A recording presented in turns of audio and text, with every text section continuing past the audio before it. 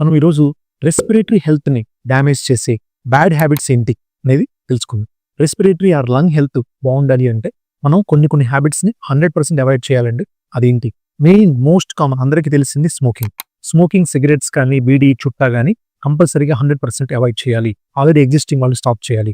Second, ఈ మధ్య కాలంలో ఇది బాగా ఫేమస్ అండి, ఈ సిగరెట్ కానీ వేపింగ్ కానీ చాలా మంది వెరీ సేఫ్ అనుకుంటున్నారు. కానీ ఈ సిగరెట్ వ్యాపింగ్ కూడా ఈక్వల్లీ డేంజరస్. స్మోకింగ్ ఎలా అయితే డేంజరస్ దానివల్లనే ఈక్వల్లీ డేంజరస్. ఇది స్టడీస్ లో ప్రూవ్ అయిందండి. అది కాకుండా అన్హెల్దీ డైట్ తీసుకోవటము, ఎక్కువగా carbohydrates and protein less diet కానీ ఫాస్ట్ ఫుడ్స్ ఎక్కువ తీసుకోవటం వల్ల బాడీలో యాంటీ ఇన్ఫ్లమేటరీ మార్కర్స్ పెరిగి ఆక్సిడేటివ్ స్ట్రెస్ పెరిగి పూర్ లంగ్ డిఫెన్స్ మెకానిజం ఉంటుంది. సో దానివల్ల అది కూడా ఒక unhealthy habits.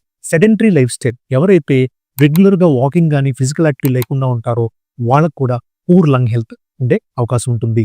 And air pollution ని ఇగ్నోర్ చేసి ఎయిర్ పొల్యూషన్ ఏరియాలో ఎక్కువగా ఎక్స్పోజ్ అవటం కానీ ఆర్ కన్స్ట్రక్షన్ డస్ట్ ఎక్స్పోజ్ అవటం కానీ ఇది కూడా ఒక బ్యాడ్ హ్యాబిట్. అండ్ దాంతోపాటు ఎవరైతే మాస్క్ పెట్టుకోవడానికి ఇగ్నోర్ చేస్తూ ఉంటారో, అంటే బయటకు వచ్చినప్పుడు పొల్యూషన్ లో ఉన్నప్పుడు కానీ ఏదైనా డస్ట్ ఉన్నప్పుడు కానీ మాస్క్ పెట్టుకోవడం ఇగ్నోర్ చేస్తారో వాళ్ళకు కూడా లంగ్ హెల్త్ పూర్గా ఉండే అవకాశం ఉంటుందండి. ఇవన్నీ కూడా bad habits of lung health అండి అండ్ పూర్ హెల్త్.